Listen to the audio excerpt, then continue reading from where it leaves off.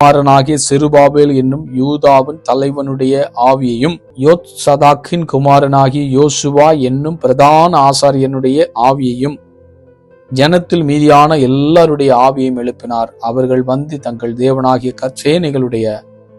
சேனைகளுடைய கர்த்தரின் ஆலயத்தில் வேலை செய்தார்கள் என்று சொல்லப்பட்டிருக்கு. அன்புக்குரிய கர்த்தருடைய பிள்ளைகளை, இந்த கடைசி காலத்துல கர்த்தர் நம்மோடு பேசும்படிக்காய் ஜெபிப்போம். பரிசுத்த பிதாவே, நீர் எங்கள் கூட பேசுங்க, எங்களை பலப்படுத்துங்க. நம்முடைய வார்த்தையில ஜீவனும் வல்லமை இருக்கிறது என்பதை நாங்கள் அறிந்திருக்கிறோம். எங்களோடு பேசி எங்களை பலப்படுத்தும் இயேசு நாமத்தில் பிதாவே, ஆமென்.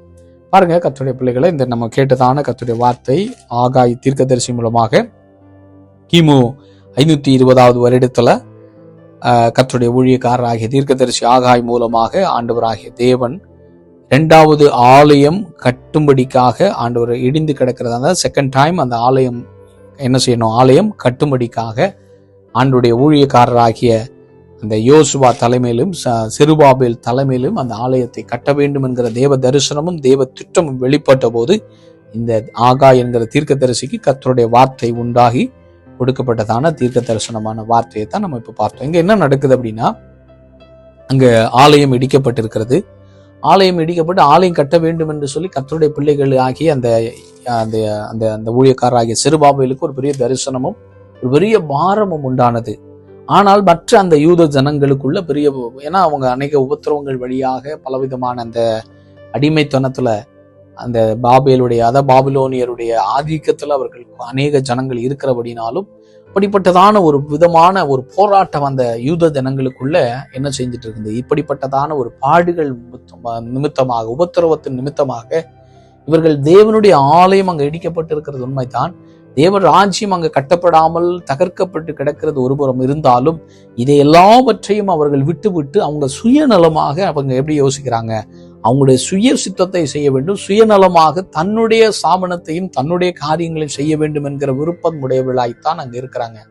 பாருங்க, அந்த மற்ற யூத ஜனங்கள், அதாவது செருபாபேலுக்குள்ள ஒரு பெரிய தரிசனம் இருக்கிறது, ஆலயம் கட்ட வேண்டும் என்று சொல்லி.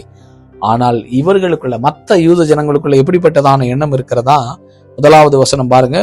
ராஜாவாகிய தரியோ அரசாண்ட 2ஆம் வருஷம் 6ஆம் மாதம் 1ஆம் தேதியிலே கர்த்தருடைய வார்த்தை ஆகாய் என்னும் தீர்க்கதரிசியின் மூலமாய் செயல்தியேலின் குமாரனாகிய செருபாபேல் என்னும் யூதாவின் தலைவனுக்கும் யோத்சதாக்கின் குமாரனாகிய யோசுவா என்னும் பிரதான ஆசாரியனும் உண்டாகி அவர் சொன்னது என்னவென்றால், இந்த ஜனங்கள் கர்த்தருடைய ஆலயத்தை கட்டுகிறதுக்கு ஏற்ற காலம் இன்னும் வரவில்லை என்கிறார்கள் என்று சேனைகளின் கர்த்தர் சொல்கிறார். அப்போ இந்த மிக முக்கியமான அந்த தரிசனம் பெற்ற அந்த பிரதான ஆசாரியனாகிய யோசுவாவோடும் செருபாபேலின், அதாவது இந்த யூதர்களின் தலைவன் என்று சொல்லப்படுகிறதான செருபாபேலையும் பார்த்து ஆண்டவர் சொல்றாரு, ஐயோ இதோ என்னோடு கூட உன்னோடு கூட உங்களோடு கூட இருக்கிற அந்த ஜனங்களாகிய யூத ஜனங்கள் ஆலயம் இடிக்கப்பட்டு கிடக்கிறது.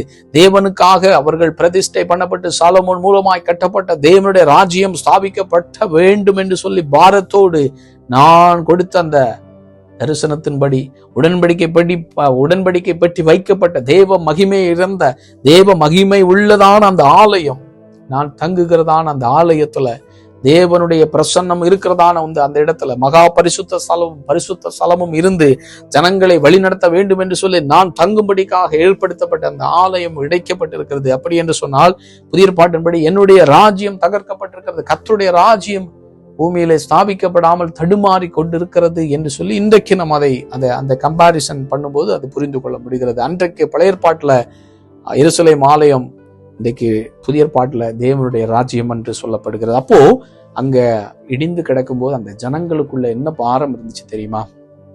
அவங்க என்ன சொல்றாங்கன்னா, இந்த ஜனங்கள் கர்த்தருடைய ஆலயத்தை கட்டுவதற்கு ஏற்ற காலம் இன்னும் வரவில்லை, இன்னும் வரலப்பா, இடிந்து கிடக்கிறது இடிந்தே கிடக்கட்டு, இந்த எருசலேம் ஆலயம் இப்பெல்லாம் கட்ட வேணாம், இதெல்லாம் இப்ப கட்டுவதற்கான காலம் இல்லை. ஏனென்று சொன்னா இன்னும் அதுக்குரிய காலம் வரல, இன்னும் பல வருடங்கள் ஆகும், இன்னும் பல 1000 வருடங்கள் ஆகும், ஆலயம் இப்படியே கிடக்கட்டு, இப்படியே இருக்கட்டுன்னு சொல்லிட்டு அவர்கள் என்ன செய்யறார்கள் தெரியுமா? அவங்க தொடர்ந்து அந்த 4வது வசனம் சொல்லுது, இந்த வீடு பாழாய் கிடக்கும் போது நீங்கள் மச்சு பாவுப்பட்ட உங்கள் வீடுகள் குடியிருக்கும்படியான காலம் இதுவோ? இப்பொழுது சேனைகளின் கர்த்தர் சொல்கிறார், உங்கள் வழியை சிந்தித்து பாருங்கள். அப்படின்னு அவங்க என்ன செய்யறாங்க? அவங்களுக்கு சுயமாக அடிமைத்தனத்துல இருக்கிறாங்க, எருசலேம் ஆலயம் இடிக்கப்பட்டிருக்கிறது, கர்த்தருடைய மகிமை இழந்து போனது, அப்படிப்பட்ட ஒரு நிந்தை இருந்தாலும் அந்த யூத ஜனங்கள் என்ன பண்றாங்க தெரியுமா?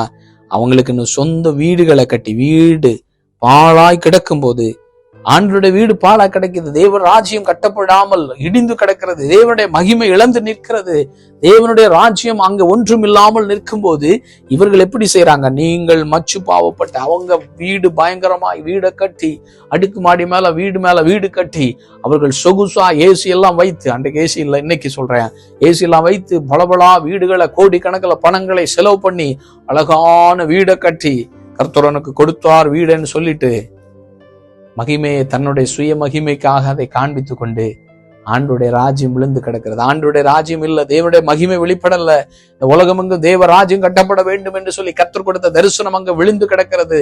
ஆனால் அவங்க என்ன சொல்றாங்க? அப்பா இதெல்லாம் காலம் கிடையாதுப்பா, இப்பெல்லாம் ஆண்டவருக்கா நீ ஊழியம் பண்ண வேணாம், இன்னும் 1000 வருஷங்கள் இன்னும் இருக்க வேண்டும், இன்னும் 1000 வருடங்கள் ஆகும், ஆண்டுடைய வருகை இப்பெல்லாம் வராது, இப்பெல்லாம் நீ வருகை குறித்தெல்லாம் பிரசங்கம் பண்ண வேணாம், நீங்க நல்லா வீடு கட்டுங்க, நல்ல வேலை செய்யுங்க, நல்ல பெரிய படிப்பு படிச்சு அமெரிக்கா ஆப்பிரிக்கான்னு சொல்லி நீங்க நல்லா சுத்துங்க, இப்பெல்லாம் ஆண்டோடைய ராஜ்யத்தை பத்தி எல்லாம் நீங்க பேசணும்னு அவசியமே கிடையாது, ஏனென்று சொன்னால் இன்னும் 10,000 வருஷம் இந்த பூமி இருக்க போகிறது என்று சொல்லி அநேக நேரங்களில் இந்த புதிய ஏற்பாட்டில் வாழ்கிற சபை ஊழியக்காரர்களும் விசுவாசிகளும் இன்னைக்கு அநேகர் பேசுகிறத நான் பார்த்திருக்கிறேன்.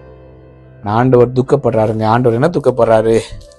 நீங்க நல்லா அழகா இருக்கிறீங்களே, மச்சு பாவப்பட்ட வீட்டுல எல்லாம் தங்கி இருக்கிறீங்களாப்பா, ஆனா என்னுடைய ஆலயம், நான் தங்கணும்னு சொல்லி ஆசையா கட்டின அந்த ஆலயம் இன்னைக்கு இடிந்து கிடக்கிறது.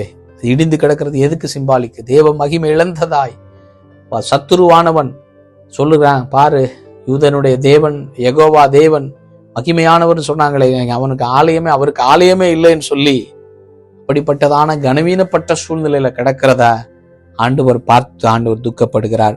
அப்பதான் ஆண்டவர் யாரை பார்த்து பேச ஆரம்பிக்கிறார்? செருபாபேலை பார்த்து பேசுறாரு.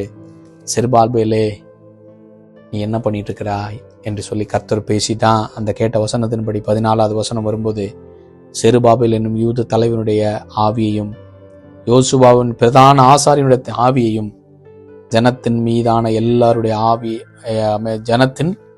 மீதியான எல்லாருடைய ஆவியையும் எழுப்பினார் அப்படின்னு சொல்லி. அப்படின்னா ஒரு எழுப்புதல், அவர்களுக்குள்ள தேவனுடைய ஆவியானவர் அங்க இறங்கி வந்தார்.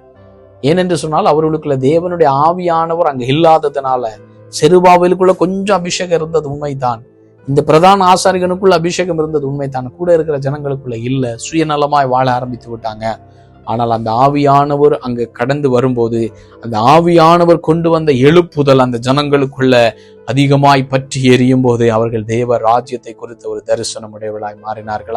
இதை கேட்டுக்கொண்டிருக்கிற கர்த்தருடைய பிள்ளைகளை, புதிய ஏற்பாட்டு சபையில வாழ்கிறதான கர்த்தருடைய பிள்ளையே, ஆண்டவர் உங்களுக்கும் எனக்கு இந்த கடைசி காலத்துல அப்போஸ்தலர் 2:16 யோவேல் நாட்கள்ல சொல்லப்பட்ட தீர்க்க தரிசனமாகிய கடைசி நாட்கள்ல மாம்சமான யாவர் மேலும் என் ஆவியை நான் ஊற்றுவேன் என்று சொன்ன அந்த தீர்க்க தரிசனத்தின் வார்த்தை இந்த கடைசி காலத்துல எந்த ஒரு மனிதனுடைய ஆவியானவரோடு கூட, அந்த ஆவியானவர் மனிதனுடைய ஆவியோடு கூட கனெக்டட் ஆகி அந்த அபிஷேகத்தை ஒரு மனிதன் பெற்றுக் கொள்கிறானோ, அந்த மனுஷன் எப்படி இவர்கள் அந்த எழுப்புதல் அடைந்தார்களோ அந்த ஒரு எழுப்புதலை பெற்றுக்கொண்டு கடைசி கால எழுப்புதல தேவ ராஜ்யத்தை குறித்து சுயநலம் அல்லாமல் தன்னுடைய சுயத்திற்காக, தன்னுடைய வீட்டிற்காக, தன்னுடைய பேருக்காக, தன்னுடைய சபை என்னுடைய சபை என்று மார்தொட்டி கொண்டு இல்லாம கர்த்தருடைய ஊழியம், கர்த்தருடைய ராஜ்யம் ஸ்தாபிக்கப்பட வேண்டும், ஒரு சிலரையாவது கிறிஸ்துவின் அன்பிலே நடத்த வேண்டும், தேவ ராஜ்யம் உலகமெங்கும் பரப்பப்பட வேண்டும் என்கிற தரிசனமுடையவனாய் மாறி கர்த்தருக்காய் எழும்பி பிரகாசித்து எழுப்புதலோடு கூட